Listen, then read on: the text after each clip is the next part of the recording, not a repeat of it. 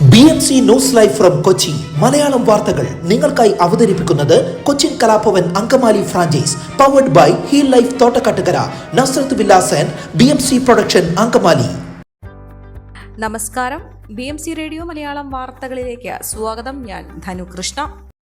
വിമാനത്തിന്റെ എഞ്ചിനിൽ തീ പിടിച്ചതിനെ തുടർന്ന് അടിയന്തര ലാൻഡിംഗ്. ബംഗളൂരു കൊച്ചി വിമാനമാണ് അടിയന്തരമായി നിലത്തിറക്കിയത്. ബംഗളൂരു വിമാനത്താവളത്തിലായിരുന്നു അടിയന്തര ലാൻഡിംഗ്. ശനിയാഴ്ച രാത്രി 11:12 സംഭവം. പറന്നുയർന്ന ഉടൻ തീ കണ്ടെത്തിയത് മൂലം വൻ ദുരന്തമൊഴിവായി. 179 യാത്രക്കാരും 6 ക്രൂ അംഗങ്ങളും വിമാനത്തിലുണ്ടായിരുന്നു. എല്ലാവരും സുരക്ഷിതരാണെന്നും അധികൃതർ അറിയിച്ചു. അതിശക്തമായ കാറ്റിനും മഴയ്ക്കും വരും ദിവസങ്ങളിൽ സാധ്യതാ പ്രവചനം നിലനിൽക്കെ ജില്ലയുടെ പ്രധാന കേന്ദ്രങ്ങളിൽ ഉയർന്നു നിൽക്കുന്ന 100 കണക്കിന് പരസ്യ ബോർഡുകൾ ആശങ്ക സൃഷ്ടിക്കുന്നു. കൊച്ചി നഗരത്തിലും പരിസര പ്രദേശങ്ങളിലും ഭൂരിഭാഗം പരസ്യ ബോർഡുകളും കെട്ടിടങ്ങൾക്കും മുകളിലാണ് സ്ഥാപിച്ചിട്ടുള്ളത്. ഇതിൽ ഭൂരിഭാഗവും അനധികൃതവും കാലപ്പഴക്കം ചെന്നവയുമാണ്. ശക്തമായ കാറ്റടിച്ചാൽ ഇവ പലതും നിലം പൊത്താവുന്ന അവസ്ഥയിലുമാണ്. തദ്ദേശ സ്ഥാപനങ്ങളാണ് പരസ്യ ബോർഡുകൾക്ക് ലൈസൻസ് നൽകുന്നത്. അംഗീകൃത എഞ്ചിനീയറുടെ ബലപരിശോധനാ സർട്ടിഫിക്കറ്റ് ഹാജരാക്കി ഓരോ വർഷവും ലൈസൻസ് പുതുക്കണമെന്നാണ് ചട്ടം. എന്നാൽ ഒരിക്കൽ ലൈസൻസ് എടുത്തവർ പിന്നീട് പുതുക്കാറില്ല. സൗകര്യപൂർവ്വം ഓരോ തവണയും പുതിയ ബോർഡിങ്ങുകൾ സ്ഥാപിക്കാറാണ് പതിവ്. ഇതിനെതിരെ ഹൈക്കോടതി തന്നെ രംഗത്ത് വന്നതോടെ ചെറിയ ചലനങ്ങൾ ഉണ്ടായെങ്കിലും അപകടകരമായ സ്ഥിതിയിൽ നഗരത്തിന് മുകളിൽ നിലയുറപ്പിച്ചിട്ടുള്ളവ നിരവധിയാണ്. സ്കൂൾ വളപ്പുകളിൽ പരസ്യ ബോർഡുകൾ സ്ഥാപിക്കരുതെന്ന ചട്ടവും പാലിക്കുന്നില്ല. നഗരത്തിൽ തന്നെ സ്കൂളുകളോട് ചേർന്ന് പടുകൂറ്റൻ പരസ്യ ബോർഡുകളും സ്ഥാപിച്ചിട്ടുണ്ട്. 1000 സ്ക്വയർ ഫീറ്റ് വരെയുള്ള പരസ്യ ബോർഡ് വയ്ക്കാനാണ് സർക്കാരിന്റെ അനുമതി. 1 സ്ക്വയർ ഫീറ്റിന് 200 രൂപയാണ് സർക്കാരിന്റെ നികുതി നിരക്ക്. നിലവിൽ സ്ഥാപിച്ചിട്ടുള്ളവയിൽ എത്രയെണ്ണം നിയമം പാലിച്ചിട്ടുണ്ടെന്നും നികുതി അടയ്ക്കുന്നുണ്ടെന്നും അധികൃതർക്ക് പോലും അറിവില്ല. നിരവധി പേരുടെ മരണത്തിനിടയാക്കിയ മുംബൈയിലെ പരസ്യ ബോർഡ് അപകടത്തിന്റെ പശ്ചാത്തലത്തിൽ നഗരത്തിൽ അപകടകരമായി നിൽക്കുന്ന പരസ്യ ബോർഡുകൾ അടിയന്തരമായി നീക്കം ചെയ്യണമെന്ന് നഗരവാസികൾ അഭിപ്രായപ്പെടുന്നു.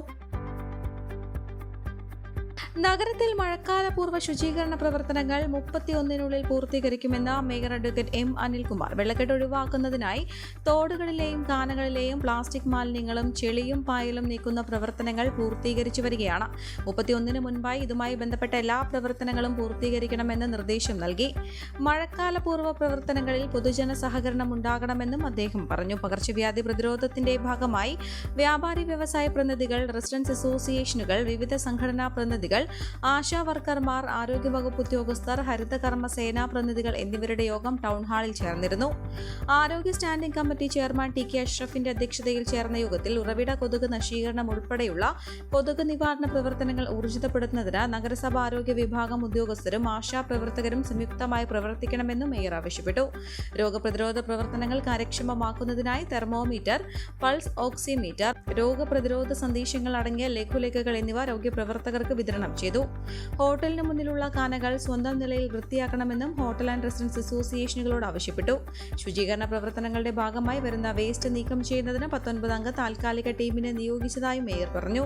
എല്ലാ ഡിവിഷനുകളിലും കൗൺസിലർമാരുടെ നേതൃത്വത്തിൽ ഊർജിത ശുചീകരണ പ്രവർത്തനങ്ങൾ നടക്കുന്നുണ്ട്. വരുന്ന ശനി, ഞായർ ദിവസങ്ങളിലും പ്രവർത്തനങ്ങൾ തുടരാനാണ് നിർദ്ദേശം നൽകിയിട്ടുള്ളതെന്നും മേയർ പറഞ്ഞു. കോർപ്പറേഷന്റെ നേതൃത്വത്തിൽ മഴക്കാലപൂർവ്വ ശുചീകരണം സമയബന്ധിതമായി നടന്നുവരികയാണെന്നും കോർപ്പറേഷൻ സെക്രട്ടറി V. ചെൽസാസിനെ അറിയിച്ചു. കോർപ്പറേഷൻ പരിധിയിലെ എല്ലാ കനാലുകളുടെയും റോഡുകളുടെയും പോളയും പായലും നീക്കം ചെയ്തു. 243 ശുചീകരണ പ്രവൃത്തികളാണ് മാർച്ചിൽ ആരംഭിച്ചത്. കനകളിൽ അടിഞ്ഞുകൂടിയ മാലിന്യങ്ങളും നീക്കം ചെയ്യുന്നുണ്ട്. വെള്ളപ്പൊക്ക ഭീഷണിയുള്ള 14 സ്ഥലങ്ങളിൽ 25 HP വരെയുള്ള പമ്പുകൾ സ്ഥാപിച്ചിട്ടുണ്ട്. കനാലുകളിലെ അധിക ജലം ഒഴുക്കിവിടുന്നതിന് പെട്ടിപ്പറ സംവിധാനവും ഏർപ്പെടുത്തി. CSML ഫണ്ട് ഉപയോഗിച്ച സഷൻ കം ജെറ്റിംഗ് മെഷീൻ ഉപയോഗിച്ച് MG റോഡിലെ കാനകൾ ശുചീകരിച്ചതായും സെക്രട്ടറി പറഞ്ഞു. കോവിഡാനന്തര കാലഘട്ടത്തിൽ ജീവനശൈലി രോഗങ്ങളുള്ളവർക്ക് സന്തുലിതമായ ആരോഗ്യ പരിപാലനത്തിന് ആലുവക്കടുത്ത് തോട്ടക്കാട്ടുകര ജംഗ്ഷനിൽ ഹീൽ ലൈഫ് തുറന്ന പ്രവർത്തനം ആരംഭിച്ചിരിക്കുന്നു. ഫിസിയോതെറാപ്പി, സൈക്കോളജി, ആയുർവേദ ചികിത്സകൾക്കായി 8089011772 ബന്ധപ്പെടാവുന്നതാണ്. ഫോർട്ട് കൊച്ചിയിൽ യുവാവിനെ കുത്തിക്കൊലപ്പെടുത്തി. ഫോർട്ട് കൊച്ചി സ്വദേശി ബിനോയ് സ്റ്റാൻലിയാണ് വീടിനടുത്തുള്ള കടയുടെ ഉള്ളിലിട്ട് കുത്തിക്കൊന്നത്. ഫോർട്ട് കൊച്ചി സൗദി സ്കൂളിന് സമീപമുള്ള കടയിൽ വെച്ചാണ് സംഭവം. അലൻ എന്നയാളാണ് കുത്തിയതെന്നാണ് CCTV ദൃശ്യങ്ങളിൽ നിന്നും പോലീസിന് ലഭിക്കുന്ന വിവരം. 20 തവണ കുത്തുന്നതായി CCTV ദൃശ്യങ്ങളിലുണ്ട്. അലന് മാനസികാസ്വാസ്ഥ്യമുള്ളതായും സംശയിക്കുന്നു. ബിനോയെ കൊല്ലുമെന്ന് അലൻ ഭീഷണിപ്പെടുത്തിയിരുന്നതായും പോലീസിന് വിവരം ലഭിച്ചു. ബിനോയ് ഇക്കാര്യം കൂട്ടുകാരോടും പറഞ്ഞിരുന്നു. കൊച്ചി പനമ്പള്ളി നഗറിൽ നവജാത ശിശുവിനെ അമ്മ കൊലപ്പെടുത്തിയ സംഭവത്തിൽ യുവതിയുടെ പരാതിയിൽ ആൺസുഹൃത്തിനെതിരെ പോലീസ് കേസെടുത്തു. തൃശൂർ സ്വദേശി ഷഫീഖിനെതിരെയാണ് പോലീസ് കേസെടുത്തത്.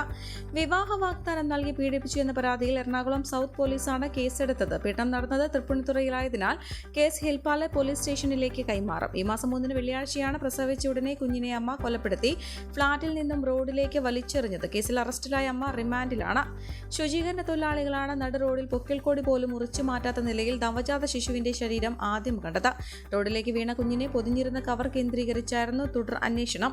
ആമസോണിൽ ഉൽപ്പന്നങ്ങൾ വാങ്ങിയ കവറിലെ വിലാസം പരിശോധിച്ചാണ് ഫ്ളാറ്റിന്റെ 5ാം നിലയിൽ പോലീസ് എത്തിയത്.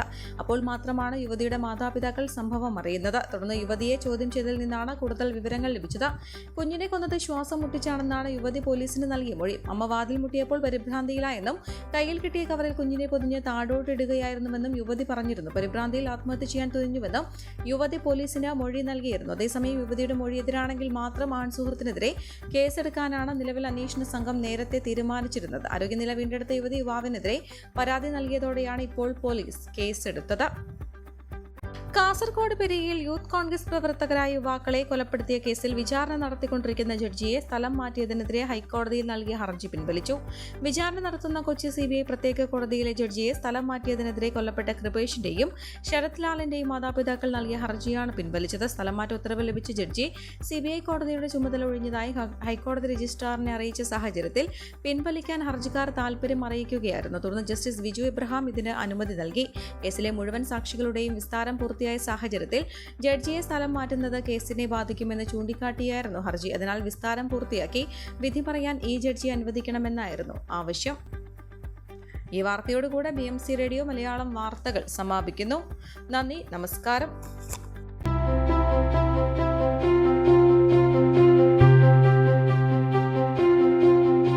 അങ്കമാലി പ്രദേശത്തെ കലാവിദ്യാർത്ഥികൾക്ക് സുവർണ അവസരം.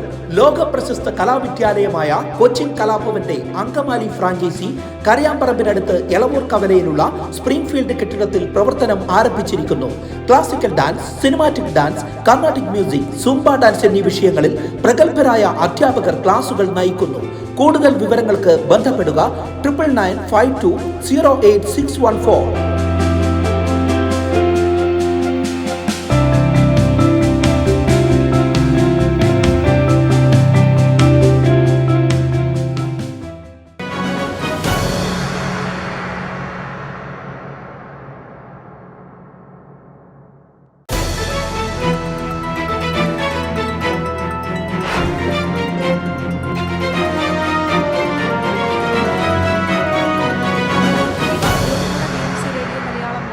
സമാപിക്കുന്നു. നന്ദി, നമസ്കാരം.